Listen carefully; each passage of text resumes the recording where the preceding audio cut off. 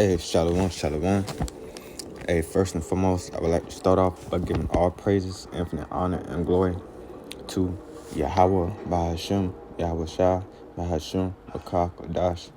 I'm going to give double honors to the apostles and elders at Great Millstone who do rule well. Peace and blessings to the house of David, the elect. All right, that has risen up in these last days, starting with the 144 men, the governing body of the kingdom to come, that will be governed by the Israelites. All right.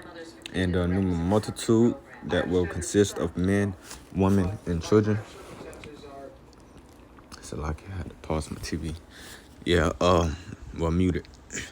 Well, that will consist of men, women, and children of the Israelites, which are the Negroes, Latinos, and Native Americans. Okay.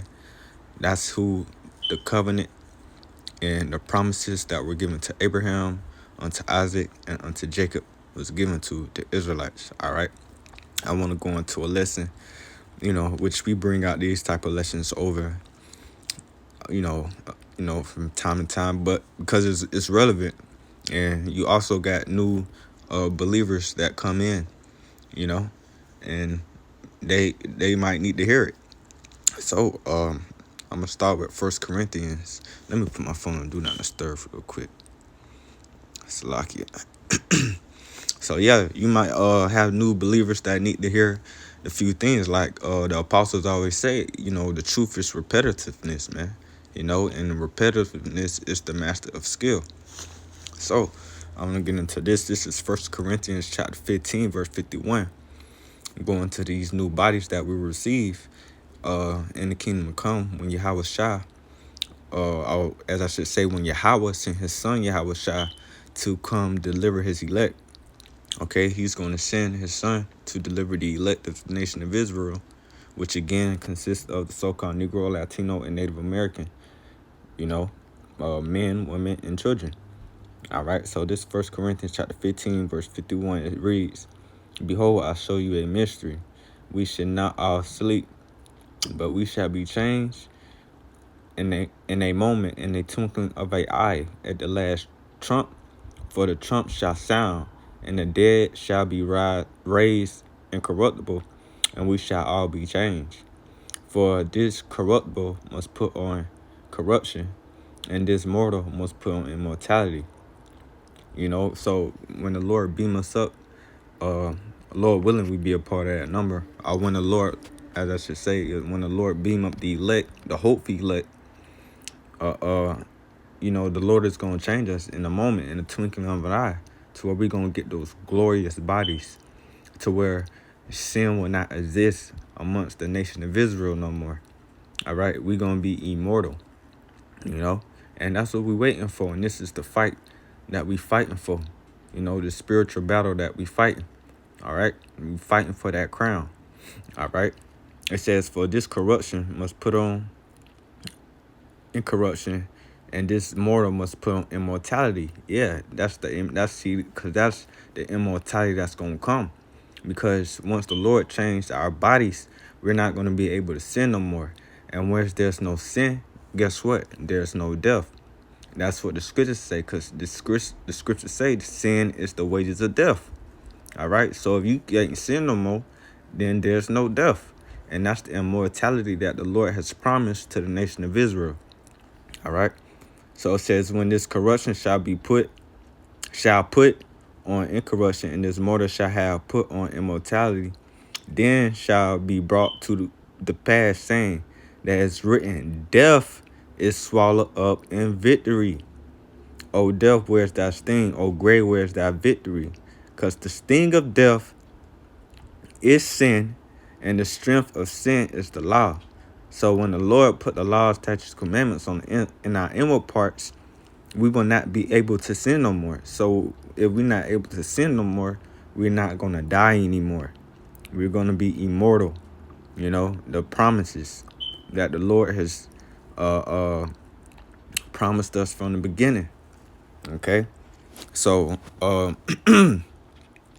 want to get this is Hebrews chapter 8, verse 8. And I'm gonna read down to 13. It says, it says for for finding fault with them, he said, behold, the days come, said the Lord, Yahweh Bashem Yahweh, when I will make a new covenant with the house of Israel and with the house of Judah. That according to the covenant that I have made with their fathers in the day when I took them by the hand to lead them out of the land of Egypt. Because, you know, when the Israelites, you know, the Lord delivered the Israelites out of Egypt, you know, through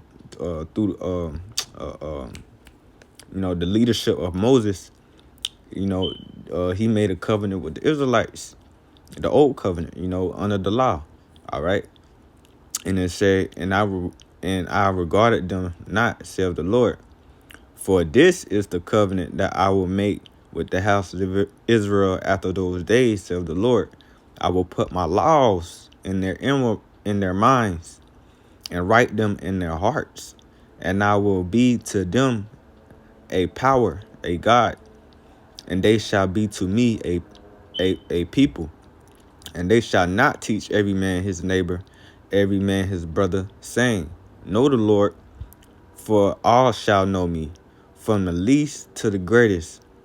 For I will be merciful to their unrighteousness and their sins and their iniquities, and will remember iniquities will I remember no more.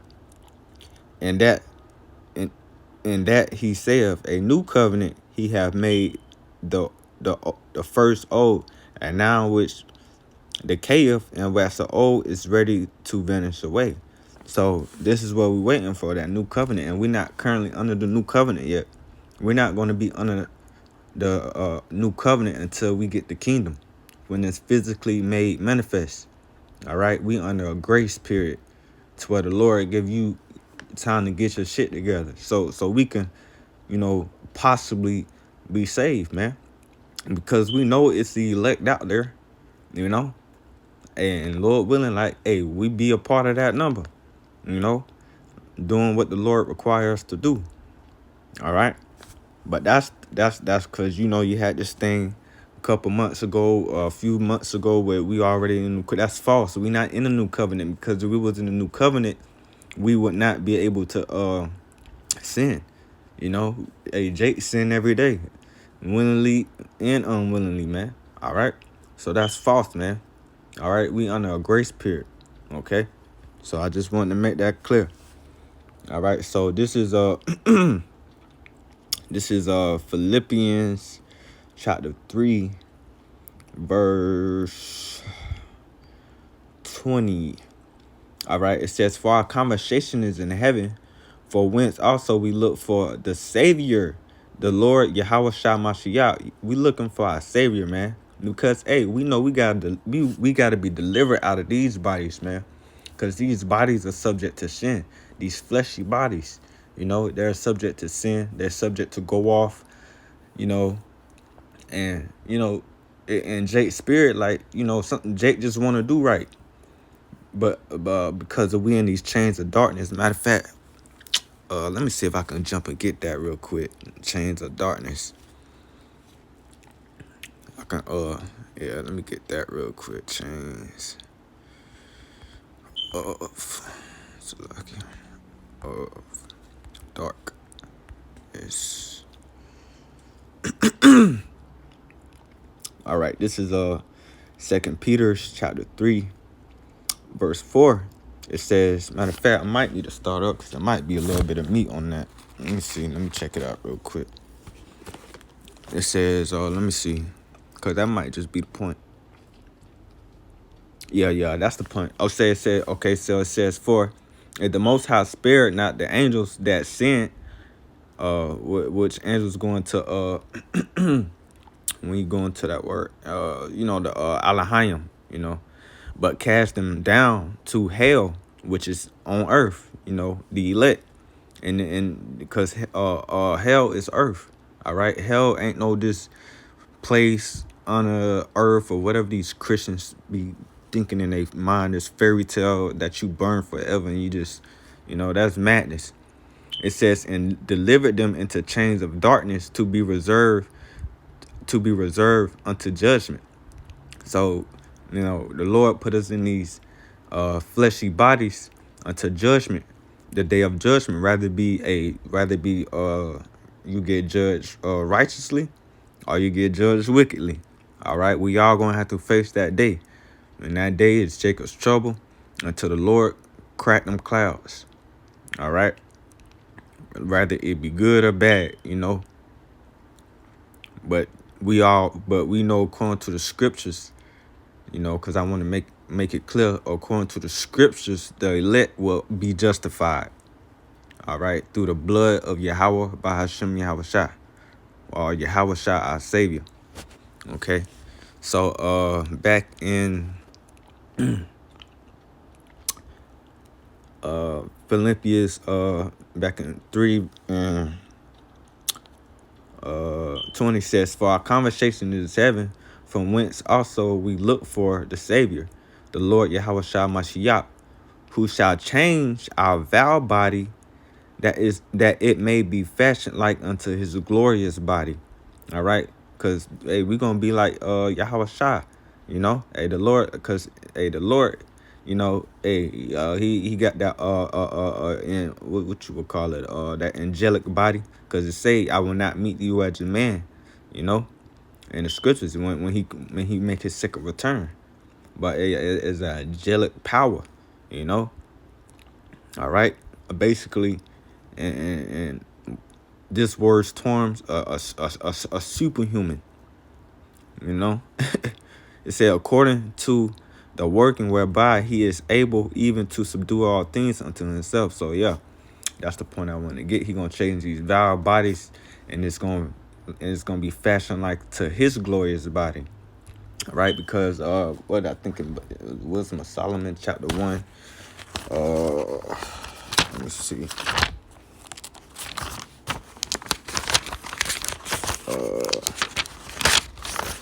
It's Wisdom of Solomon.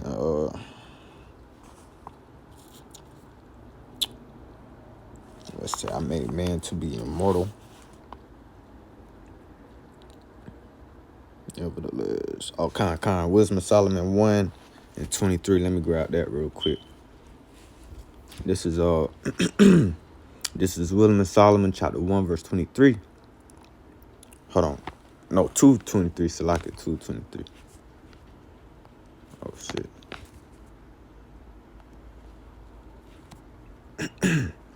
This is Wisdom of Solomon chapter 2 verse 23. It says, for the Most High created man to be immortal, and made him to be image of his own eternity. All right. It says, nevertheless, envy of the devil came death into the world, and they that hold it of his side do find it. But yeah, the Lord create man to be immortal, and that's the Israelite man, not the nations, because they're going to be still subjected to sin, because they wasn't given the promises. All right, and the nations cannot be saved, man.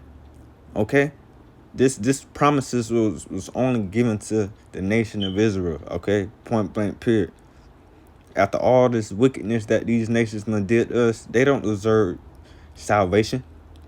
Only people who deserve salvation is the so-called Negro, Latino, Native American, man. The ones who are at the low of the low, at the bottom. Like the scripture say, the first shall be last, and the last shall be first. All right. But this is my last precept. This is 2nd Esdras, chapter 7, verse 42.